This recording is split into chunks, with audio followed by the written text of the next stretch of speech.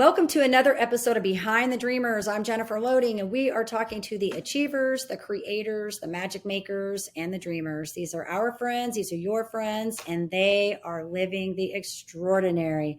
Well, I am super excited about my guest today. I was reading over his notes. He's had such an interesting journey. I'm so excited to talk to him today. Most recently, he spent 5 years researching and writing a part memoir, a biography, a genealogical mystery, and his story focused primarily on his parents who somehow survived the Holocaust camps and tried to restart their lives. And so I am so excited to hear from him today and let him share with you guys about his story and what he's up to. But before we do that, we must do a shout out to our sponsors. So today's episode is brought to you by Walt Mills Photography. If you are a creator needing post-production, consultation, or promotion, Walt is your guy. Whether short films, YouTube films, photography work, or a new headshot, he can help you find a solution to match your needs. To learn more about him and his work, you want to go to photosbywalt.com. We also want to give a shout out to our friend Chris Clow of Upbeat Media Production. If you are in need of turnkey special event production, Chloe is your go-to. To learn more about him and his work, you want to go to upbeatmediapro.com. All right, Max, I am so excited to get you on here today. So Max Friedman is the author of Painful Joy, which was published in April 2022. He says it represents 5 years of intensive research in the U.S., Poland, Sweden, Israel, and Germany. And Max seeks to unearth and understand the real life stories of his parents, Sam and Frida, two poor Polish Jews. In the process, he discovers their roots, recreates their lives and times, and uncovers their remarkable journey and painful secrets. So welcome, Max. We are so excited to have you here on the Behind the Dreamers. Thank you. Lovely to be here. Wonderful. It's going to be fun. Yeah. So yes, I was looking over all of the things that you've done and just kind of your journey, like where you've been. And I'm like, wow, this is so, I don't know what the word I'm looking for, but like what a journey. Doing the book, Painful Joy, as you said, took 5 years, but it actually took a lifetime. Because it took me till I was almost 70, or a few years before, to even begin to try to tackle it. And most of my life I spent trying to avoid it. It was a story that we lived every day as young children and growing up, taking care of our parents more than they were taking care of us. And so I had distanced myself from the story, not from my parents, but from the story itself, because, again, we survived their survival, in a sense. So it took some time, and it took actually a question from my grandson to spur me to do more. Yeah, that's so interesting that you said that. And you probably, when you're, I think in any, not to compare your situation to anybody else's, but I think when you're kids, you just become accustomed to what you become accustomed to, right? Like that's what you know. You don't really know anything different until later on when you start to question things, right? Yeah. What we knew for certain is that our lives were not normal. We knew that what we saw in school, with our friends and people we knew, it was just very different. And so we had different ways of coping with all that. And over time, it was just become, as you said, sort of background noise, loud background noise, but noise nevertheless. And so I had gone into my past a number of times, a little bit, just sort of putting my foot in the water and to see how it felt. And it felt interesting, but not that compelling, because it was just so raw, I guess is the way to put it. And so it was only when I had talked to my grandson, who was then about 8. He's now almost 15 and a teenager, God help us, but a lovely, lovely kid, a growing kid. But I had talked to him about a little bit about survival and about my parents being survivors. And I guess he didn't understand that well at age 8. But I told him that people sometimes, including parents, can be difficult, and they come from lots of different places in their lives, and so it's just something he should know as he gets older. And then one day he came to me and he said, "So you were talking about survival and survivors, and that uh, your mother and father were survivors. And what does that mean? Does that mean that you were a survivor in some way, that you gained some strength from that?" He said it in his own way, but basically what he said was, could he become a survivor, somebody who could deal with very difficult things when he got older? And I said, I hope so, but I haven't a clue. And that in 2016 is when I started this sort of fantastic voyage where I was surprised at every turn, learned things about myself as well as learned things about my parents and about the past and about history and about what hate can do. And so it became all consuming in a certain way. And now that it's done, I guess I want people to know the story too and to share it and to see what they can get out of it themselves. Yeah, no, this is so good. And I was going to ask you, and thank you, because you kind of clarified that for me. Like, what was the inspiration behind this, right? And I think it's so interesting that your grandson must be I feel like such a deep little thinker, like to bring this, because you're telling me this, and I'm thinking he's 8 years old and he's thinking about this, like he's listening to every word that you're saying, and he's like, "Can I be a survivor?" And so I think that Yeah. is so awesome. And what comes to mind when you're telling me about this, I had a gal on my show who, I don't know if I shared this with you. It's funny how when I do these shows, I always think about other people and their stories that come up. But I had a gal that she had developed breast cancer, completely different story. Her husband developed pancreatic cancer. He died within 6 weeks after being diagnosed. And then she decided to go on this journey to find the meaning of love. Like, what does that mean? And so she goes to Haiti and she has all these crazy stories. And she comes on the show and she's telling me about this chicken that's stalking her at night, all these crazy stories. But the point that I'm trying to tell you about this is that she said that every time she thought she had the meaning, she learned something different. She found it in another way and learned a different lesson. And so it was really neat. She only got to share, like, I think one or two of them. I need to get her book and read it, because it was just really neat to see how, she's talking about, I'd go in and I'd look for the meaning of it in this way. And I'd find that was not the way I found it. Something else arrived at my door and taught me a different lesson. And so in just listening, I haven't read your book yet, but in listening to you talk about this and you saying the things that you find out about yourself. And I think that's part of what happens when we do these kind of I think it's like cathartic work, right? Like, it's really about finding things out, and we learn about ourselves in that journey. Yeah, I think, and as you sit with the book, as you sit with Painful Joy and an individual, and including me, it sort of sinks in, and you have revelations of one sort or another, insights that come over time. They don't come automatically; they come over time. I mean, uh, in Painful Joy, I talk about our childhood. So half the book is about their journey, and then we meet them as we were born. My older sister, and I were born in Sweden. That's where they met after the war, after their liberation from the camps.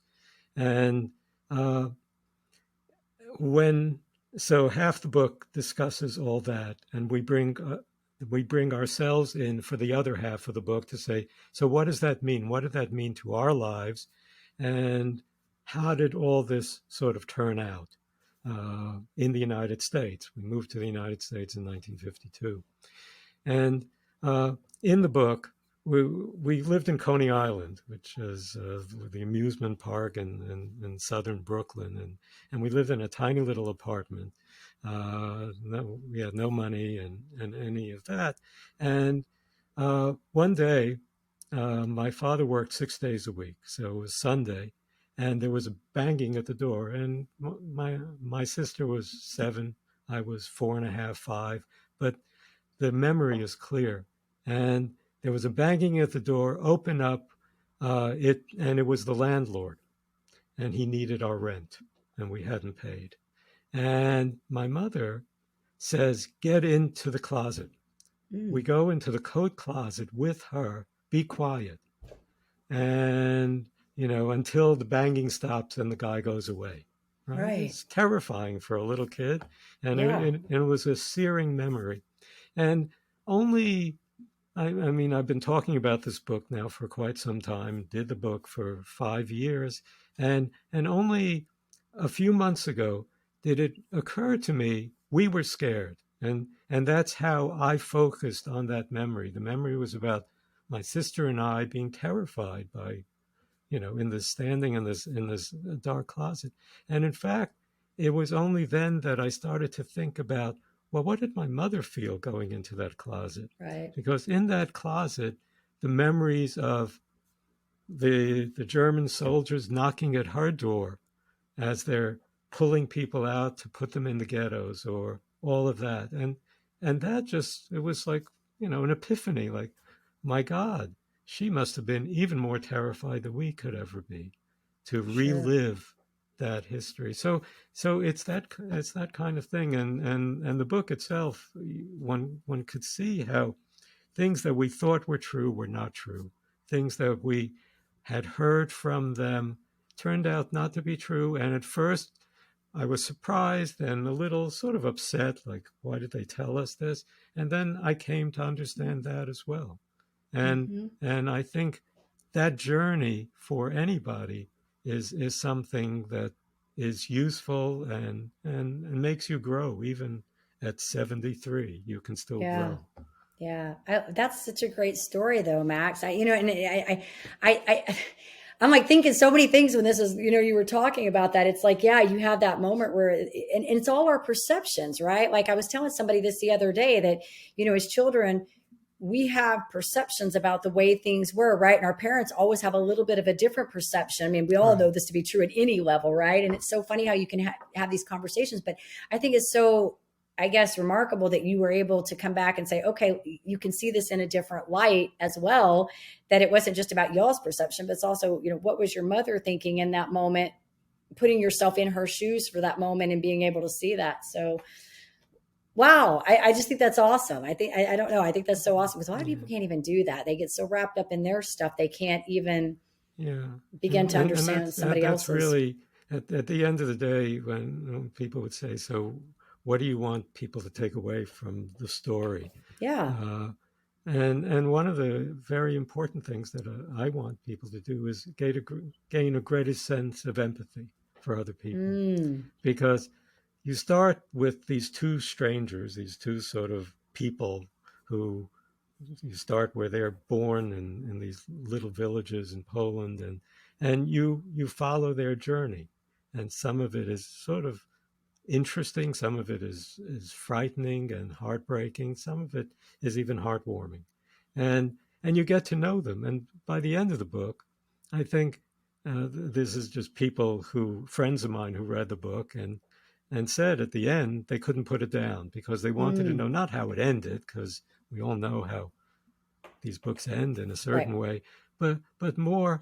how did they deal with all of this, and because you get to actually like them, or maybe in some way care for them, and you never can put yourself into their shoes because you wouldn't want to, and you wouldn't, and if I think about it, I don't think I could have survived what they survived, but Yeah. but you're at least able to understand that these are people. They're not just one of 6 million who were killed, or just nameless sort of faces. They were actual human beings whose humanity was taken away from them. And the idea of the book is to restore their humanity. Yeah, yeah. I want to read it, Max. You got me sold. I Okay, want to read you it. can I want to read it now. I'm like, call up you got Amazon. me. It's all Yeah, yours. you got me wanting to read this now. I'm gonna have to go get the Okay, book. So this is good. okay. That's good. I want to hear. But and I love that you're. It's and that's the thing. I think that's what writing is all about. Even whether you're telling a story, a personal story, or it's about how do you get the reader to connect with the people, the story, the people, Exactly, the people in exactly. there, the characters. And so obviously these are real life stories, but still we want people to feel that emotion, and that rawness of the story. So, and I know you've done journalism work for years and stuff. I was looking at all your stuff, and you've had, like I said, you've had such a interesting and dynamic career in many, many ways. And so I'm excited to read this book. I do have a question I want to ask you just from the writing side of things, because I write some stuff. I've done a book, and I always say, as an author, and I don't know, maybe this is, some people find this, some don't, the hardest part for me every time I'm trying to put something together, I'm working on a program now, it's always the organization of the outline. It's getting how I want things to flow, because I just want to write. I just want to sit down and I just want to start writing, right? And then I'm going to organize it. It's always that way. So I'd love to know, maybe, as you were putting maybe this book together, like maybe like, because I don't know if the writing part was hard for you, but maybe like one of the challenges for you as a writer, was it the traveling, getting all the stories together? Was it actually putting it together? Like Yeah, yeah, it was like everything. Because everything? I had written, as you say, Yeah. I've spent my whole professional life writing, and I've written hundreds of stories and profiles and Mm-hmm. interviewed hundreds, if not more than hundreds of people. But Yeah. uh, but one of the things is, as you know, in writing, getting those first words down is what Yes. really counts, Yes. right? I mean, if you can do that, then you can do the rest, Yeah. and I always would have my opening and my close, and then everything in the middle would. In this case, it was so it was so far reaching in terms of the amount of information I had to try to gather and the sources, because many of the sources had been destroyed. Mm. Many of the records had been destroyed during the war, uh, and they were in other languages that I didn't speak.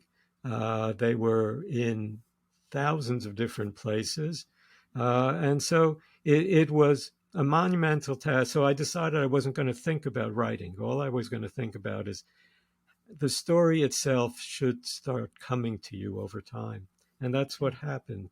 And it was only toward the middle to the end of this 5 year journey that I actually figured out what the story was. Not Mm. that it was about my parents, but it was a story in a way about a different kind of love. And that's where, because and it came to me when I was actually looking for some way to title the book. And and I found this little thing somewhere which talked about a poem that was written in the Middle Ages, and it was about love that has been touched by death. And I said to myself, well, that's what this is. And it was written in Yiddish, but it was translated in the 1950s. It was called Painful Joy. That was the name Mm. of the poem. And I said, well, and the reason why I could grasp that was because in my own way, I never saw the love that my parents had for themselves, for each other. Uh, their love was so tarnished by all that they had lost. I mean, my father had a wife and two little girls. My mother had a husband. She told us stories about him, which turned out not to be true, but she did have that. Everybody was murdered. Everybody. It was just Wow. the two of them on their own. Uh, and and they fought. They fought constantly. There was just screaming and fighting and threats about killing themselves. I mean, it was horrible. Yeah. And and so the love part only came when I was going through the Swedish archives of all places, and somebody who worked at the archives was helping, and she found a bunch of letters that my father had written, and it was a letter that he had written to a lawyer who was trying to help him emigrate to the United States. And it was a letter all about love. Wow. that he had met this woman 2 days before, and they had fallen in love with each other. And now, and he was religious, right? And even if they couldn't marry, they were going to live together. And he wanted to know whether this lawyer could help her emigrate to the United States, and maybe one day they would marry. And Wow. it was beautiful. It was written in Hebrew. I didn't know Hebrew, but someone translated it, and it was beautifully written. It was poetic, and it opens the book. The book is a, and it just then all came together. It came together about what kind of journey brings you to that point when you can find somebody else who understands you, as many survivors only married other survivors because no one else could understand the emotions and the Right. traumas that they had been through. Uh, so, so in writing that, everything else sort of start coalescing. You can go from the beginning. I wrote the book as though it was two different stories. It was first a story about my father, then a story about my mother. And then the stories come together when they meet. And then the story takes a new turn when they meet us, when we are born. And we come to the United States, and it takes a different turn. And there are different stories because those are the stories that I know. The Yeah. other stories I had to impute. Uh, anyway, so Yeah. that's That's a so long way awesome. of saying I No. apologize, Yeah, no, but that's good. And I was yeah, picking up when you were talking in the very beginning. All of it's good, Max. I want to read the book. So I said, I'm just listening to you. I want to read mm, the book now. yeah, Um, when you were talking in the beginning, when you came up with the title, and it's so funny because I was kind of, when you said that, I'm like, I get this because there's that moment when you're trying to write something and you're trying to piece things together. And then all of a sudden that light bulb goes off and you're like, that's the message. That's what I'm trying to convey in this piece. And then it all just kind of comes together, right? It's like yeah, you can't force that, but when it starts to flow and it comes together, then you know that's what it was supposed to right, do. I think it's so yeah, good. yeah, It's good. and especially when you grow up for many years thinking that love was not really there. I mean, it was Yeah, sort of devotion. It was leaning on each other, having just another person, sure. trying to survive with another person.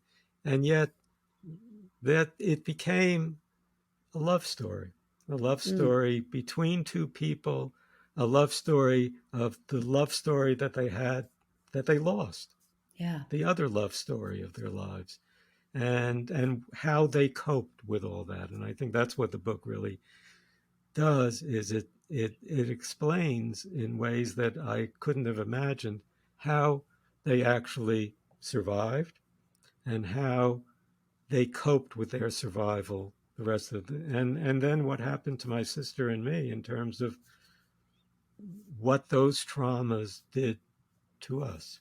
sure, sure. Yeah, yeah. And I never like to say I know how somebody feels. I just can say I can only imagine. Yeah, right, You know, exactly. yeah.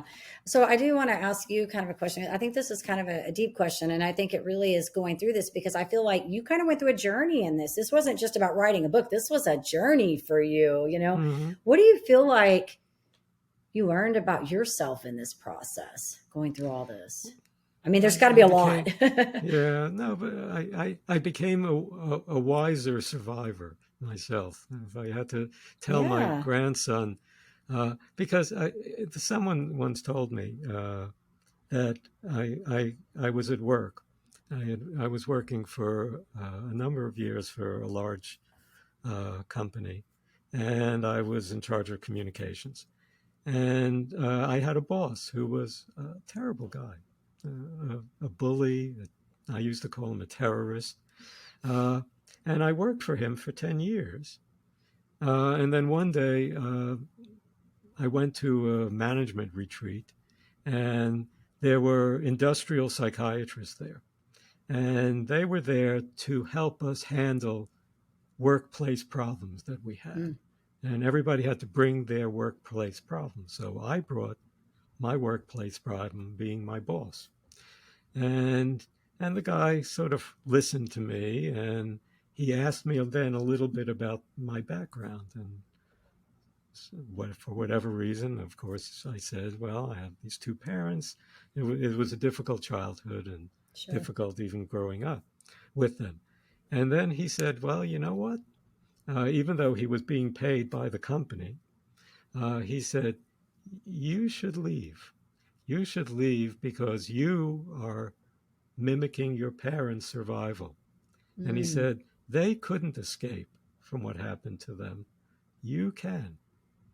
mm, So he said, one day you'll wake up 20 years from now and you'll say you're surviving enough. wow. And the point, unfortunately, is that I didn't leave the company, actually. Mm, I was not yet a wise survivor. Uh, Fortunately, he did. So, so the story ended without a resolution, in a sense. yeah. And it was only in recalling that within the context of what I was learning about survival, their story, did I come to understand, have again another sort of epiphany that I could perhaps pass on to my grandson or Yeah. to my children as well. I like that wiser survivor. I like that. Mm. That's good. That's good. I have to write that down because it's funny how, and in that moment, you probably like you're going through all that, and I think you can look at that situation very differently as you're saying now. I think sometimes when you're in those moments, you can't perceive them the way that they're intended to be perceived, right? It's in hindsight that we learn the Yeah, lessons in those moments, right? exactly. I never really, in all the years, I never really thought of myself as a survivor. I thought of Yeah. myself as somebody was who persevered. That's what I thought Mm, of, and maybe that's a synonym for surviving in a yeah. certain way. But I don't give up. I just don't give up. I find different ways of workarounds, whatever it is, but I don't want to be defeated. Uh, but but hearing it from him, I said, well, he's sort of right, isn't he? Yeah. But then again, you look at the practical terms of your life and you say, well, I have these two, they were twin, they're my kids were young twin boys at the time. And, I was getting paid pretty well. Right. Starts looking for another job, do all this. It was hard enough to get this job. I'd been freelance writing and doing other things, and this was a steady, nice job. And so I said, I'm going to survive this. And again, circumstances helped. Sure. Otherwise, I don't know what I would have done. Yeah. Well, I love it. I think sometimes we have to go through these hard things sometimes to Yeah, find the lesson. One of the I don't know if you're familiar with John Maxwell. He's a speaker, and I think he's a former preacher, but he's a speaker now, and he does a lot of stuff on leadership, and he always talks about this. He has a book that says, sometimes you win and sometimes you learn. And so I always yeah, say, that in these moments when we have these, questionable situations, when it's easy enough to kind of, sometimes it's a bad situation where we recognize it's a bad situation. Sometimes we don't necessarily know it's a bad situation until we can look back in hindsight and say, I was surviving, right? But I think when you can learn to find the lesson in those moments, that's what I think where the real victory comes, because you now recognize, hey, there was something to be said in that. And even in your circumstances, when I hear you say that I'm a survivor and that I was persevering, I think even in these traumatic situations that you grew up, you do learn some valuable skills of persistence and tenacity and all of those things, and I say that all the time even when I'm working with clients and stuff, and they've had these situations, not of course like yours, but situations where they've had to deal with, things have been mm-hmm. handed to them.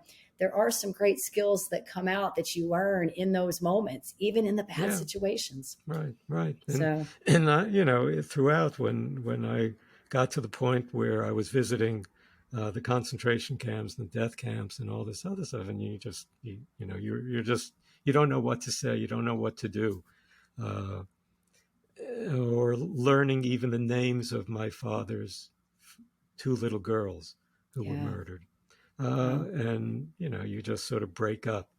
Uh, but throughout it all, there is, you get to understand. So how did they get through this? How did these two individuals actually make it through when everybody else didn't? I think the statistics are something like 3 to 4% Made it. of the people who uh, were in Poland at that time, when the Germans came in, actually survived, Wow. uh, and of the Jews at least.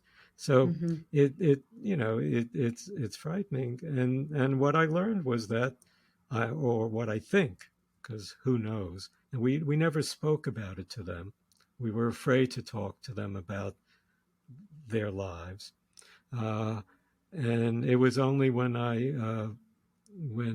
Schindler's List came out Yeah. that I reluctantly went to see it. And in seeing it, I saw my mother's story.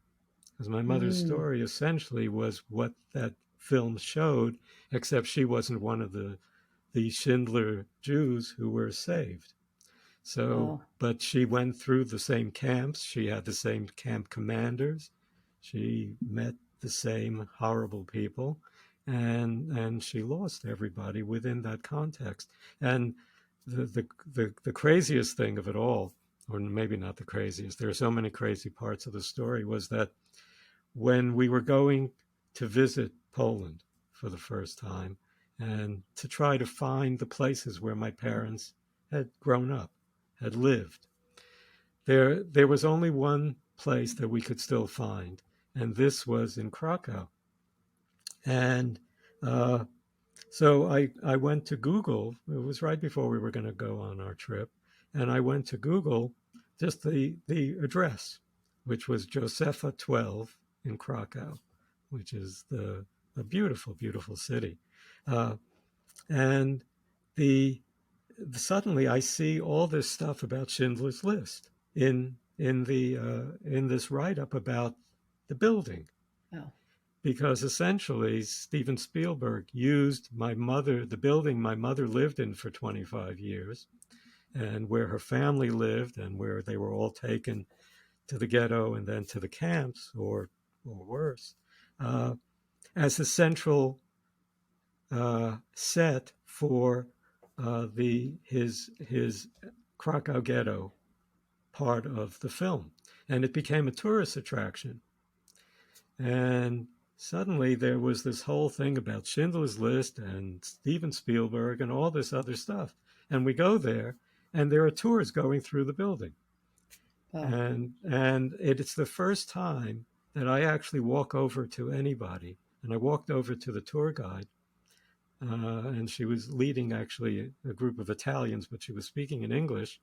And I said, my mother lived here. My mother's family lived here, and most of them. Mm.